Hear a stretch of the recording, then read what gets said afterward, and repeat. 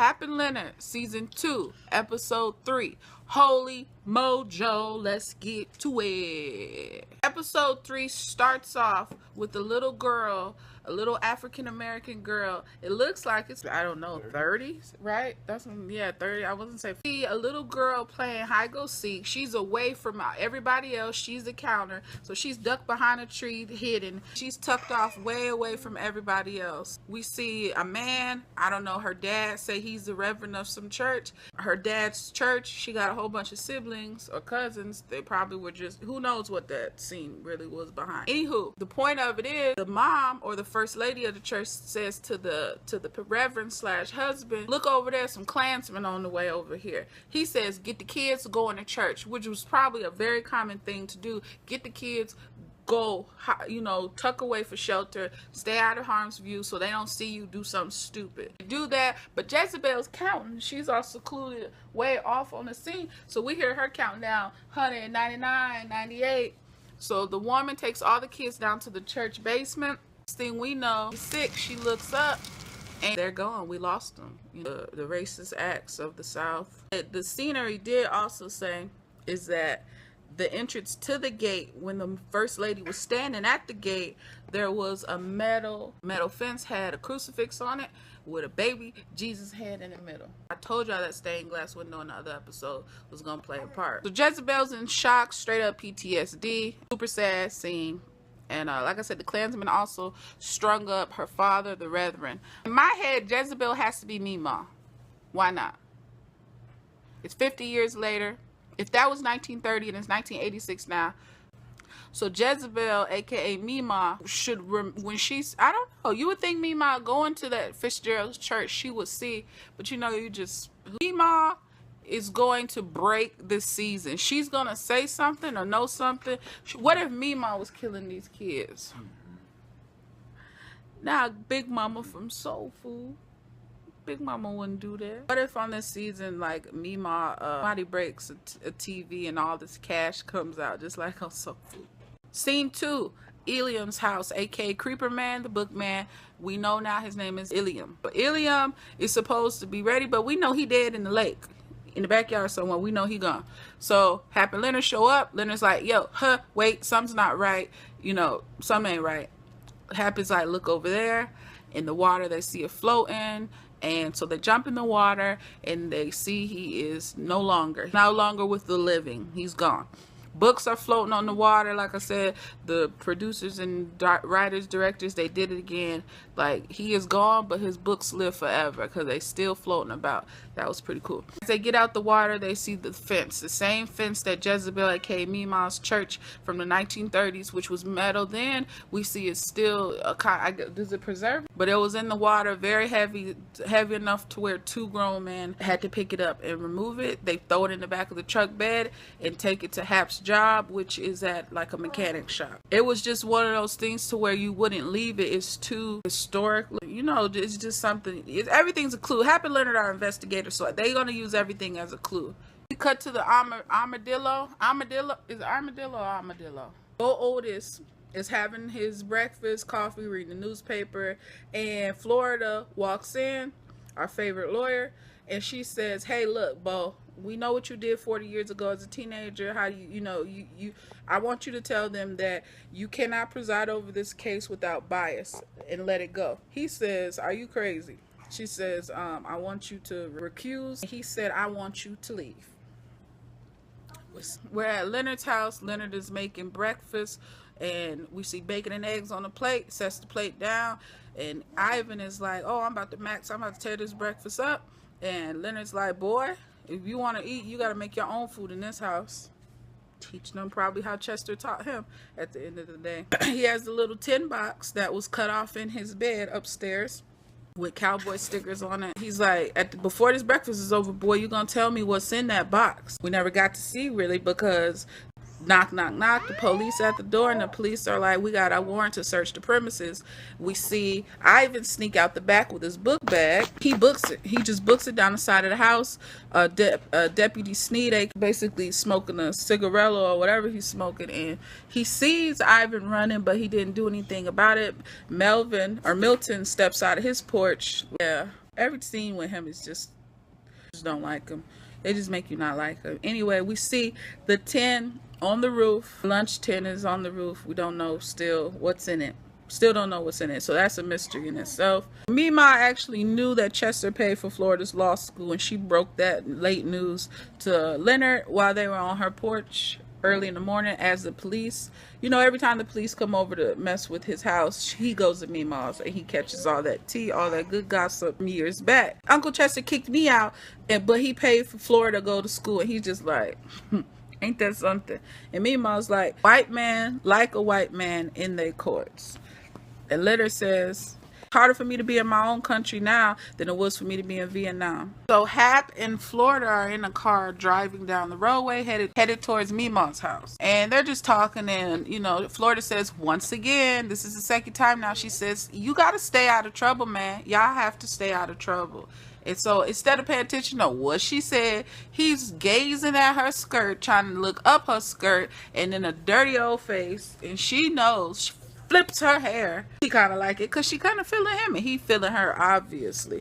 The community looks up to it. Even at the restaurant, the dang on waitress was like, man, do you believe in reincarnation? And Bo says, what? What do you mean? And she says, if I die, I want to come back as Florida. Mima sees Hap and Florida pulling up in the car. The camera cuts to her arm, which is scarred, as if a fire had damaged her skin. So that's very interesting, because did Mima run to that church fire? And did she get hurt as a little girl, as young Jezebel? We'll find out. I'm very sure we'll find out soon. So Hap and Leonard are on their way to Cooperstown right now, and they're basically going to be looking for a fence missing of a front gate.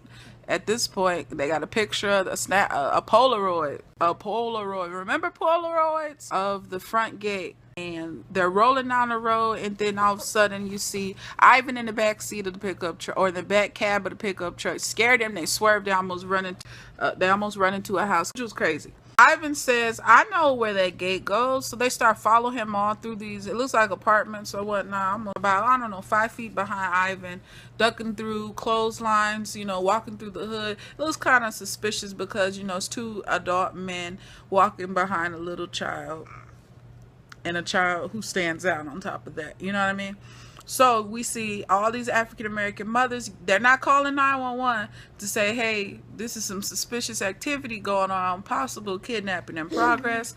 No, they don't do that. These chicks are on the phone calling each other like, hey girl, do you see him? All right, I lost sight of him. Next one's on you. Got eyes on him? I got eyes on him. Next one. You got eyes? Then all of a sudden Ivan goes, oh snap. And we see a whole bunch of mamas with weapons in their hand, golf club, baseball bats.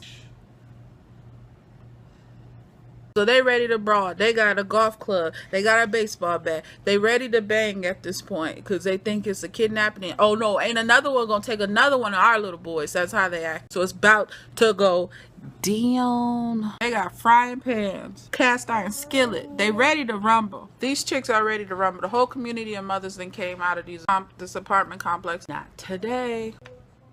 So these ladies want Ivan to come with them. Ivan walks over to them. No problem. Well, all of them who came with rakes, hedge clippers, tennis rackets, all of that stuff, they end up taking her to obviously the queen mother of the community person, which is Miss Juicy. Juicy says, y'all look like a bunch of perverts to me. So Miss Juicy says her son is also one of the boys who are no longer with us, Boomer. I wonder if Boomer is BB. It could very well possibly that boy BB is Miss Juicy's missing son. So I don't know what's the deal right now. I don't know what Hap just did.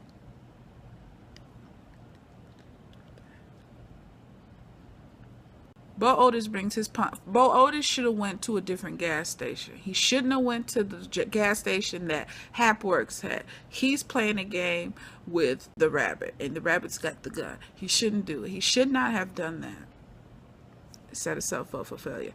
So Bo Otis brings himself to the gas station, says, check my oil, fix my oil, give me some gas. Well, he's talking sly stuff, just saying little things that he shouldn't be saying right now. And Hap that oil can and you know, the oil filter or whatnot in the car. And I'm thinking, but Otis gonna be driving home. It better not be raining. But it's gonna be something weird happening. Bo Otis gonna mess around and die. Can't be the only person that's happy that he did that. I know all of y'all are watching and you were like, yes, yes, yes, yes. He deserves it. Shade, when you do shade, it comes back. Our good friend Leonard is at like a convenience store getting some snacks and whatnot. We see like a pickle container, but it's got Mojo stuff. Is a little weird. We see Bo Otis on the side of the road, just sitting there looking lost, looking sad, just looking drunk as a skunk with his suspenders on. Anyway, he calls for a tow truck. Hey, I need a tow truck. I'm drunk. Side of the road. Yeah. Okay. Guess who pulls up? Hap. Hap pulls up and Hap walking slow. He's like, you call for a tow truck? Yeah, you moron. He's like, oh, you've been drinking. You drunk. You've been drinking. Go see what happened. They did it again.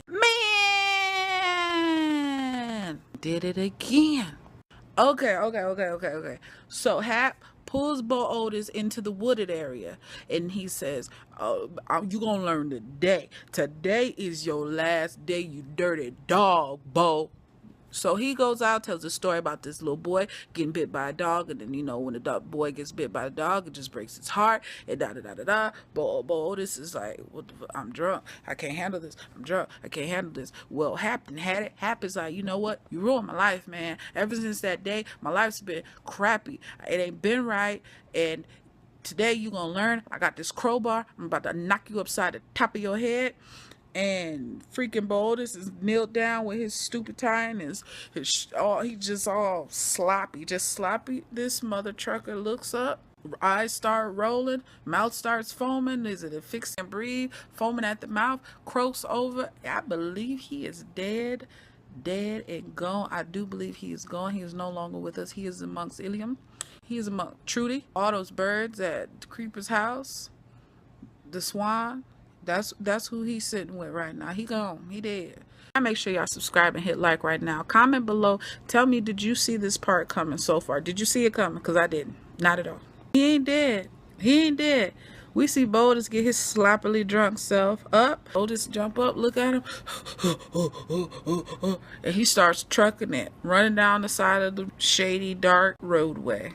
He lives. What is going to happen? Now we're back at the diner. Somebody comment below the name of the diner. Have they dropped the name of that waitress? Drop her name too. It is like a chill pill. In walks Sheriff Valentine, not so Valentine's Day. Sheriff Valentine walks in and he's like, I just want black coffee. But he's pouring his flask of some whiskey or whatnot in and he calling it maple syrup my tail. He says, hey, on a scale of 1 to 10, how good is my son as a judge? Florida replies, 2. And that's being generous. Well, he says, well, how good are you as a lawyer, Florida? Florida says, I'm an 8. He says, well, how great am I as a sheriff? And she just looks at him.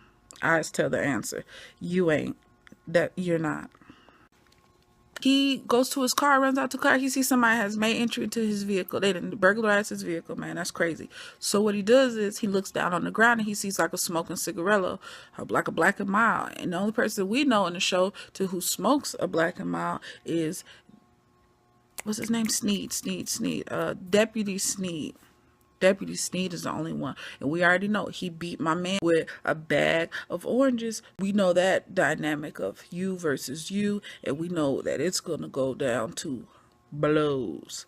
Sure enough, Sneed in his tub having a rubber ducky bubble bath. He's got his duty belt in his bathroom sink, which is a bit much because, you know, no one would leave it in the sink. Very disgusting. Deputy Sneed is relaxed. Leonard walks in out of nowhere. He walks in and he's got iodized Morton's salt in one hand that's open with that 20-cent with the paper top and the metal flip up. He's got that and like a radio with a cord. It's about to go down. He says salt increases the positivity. He starts seasoning up that bathtub as if it's a pot, and that Deputy Sneed is some meat. Ew. Leonard dug his hand in the tub and grabbed something. What do y'all think he grabbed? Comment below. What do you think he grabbed? Well, he's asking right now, where's Ivan? Where's Ivan? As he's grabbing whatever he's grabbing. We then learn that Sheriff Valentine told all the deputies to make this case stick on Leonard. Even if it didn't work for his uncle, they wanted to stick on him. They want to nail him. They want Leonard Pines down. Ooh, we just learned what was in the box. Bones. So Sneed went to Milton. So we know Milton took Ivan. They drugged him. Leonard busts through the door with a shot. He told everybody, y'all better get out of here or it's over. He takes Ivan over safely to Meemaw's house. And you know it's about to end this episode out with a bang. Ivan being safe at Meemaw's house. Well, Leonard grabs a bottle, a handkerchief, and some sort of fluid that would help ignite a fire. He tosses it right in Milton's house, and it is engulfed in flames. It is going up, and we see the tin on top of the roof. It's all going in a blaze. His face is, he's sick of it. He's had it, man. He is up to here. It's what everybody who's lived in a bad area or, you know, just tired of anything, that's what you want to do. And he's like he's a superhero. Right or wrong, he does what he does. He's like a freaking superhero. Which they're basically Hap and Florida are becoming one in the mechanic garage. That's the adult way to say it. And beat up pickup truck, and you see clothes falling onto the floor of the business. And he must have hit the hydraulics to like you're gonna fix the truck. Well, the truck went up. And they did what they did. Cool thing about this episode was not one fire, but two fires. We started off with a horrible, disastrous fire, and we ended it with almost a victorious fire. Anyway, I love this episode. It was everything. And Meemaw was holding Ivan.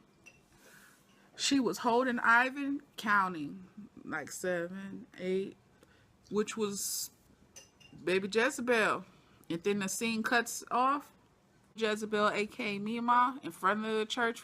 It was her, like a picture, a black and white picture, and we saw the gate with the crucifix and the baby Jesus in the middle. It is going to go down. Episode 4 or episode 3, I'm pretty sure my predictions last time were right. Episode 4, I have no idea where they're going to go with it, but stay tuned. Subscribed.